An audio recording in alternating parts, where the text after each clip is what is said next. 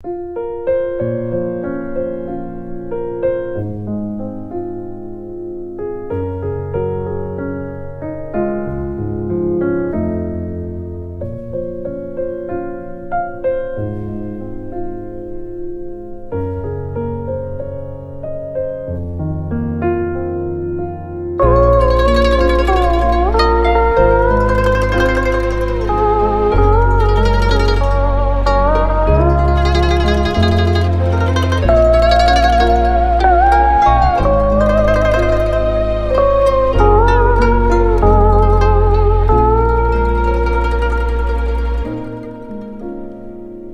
trần trên đôi cánh tay, hòa đời em trong phút giây. Từ ngày thơ ấy còn ngủ mơ đến khi em thờ ơ.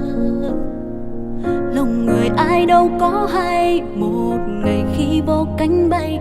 Từ ngày yêu hóa thành người dưng đến khi ta tự dưng thương em bờ vai nhỏ nhoi, đôi mắt hóa mây đêm. Thương sau mùi dạ lý hương vương vấn mãi bên thềm. Đời phiêu du cố tìm một người thật lòng, dẫu trời mênh mông anh nhớ em. Chim kia về vẫn có đôi sao trắng số phù thề. Em ơi đừng xa cách tôi, chẳng cố níu em về.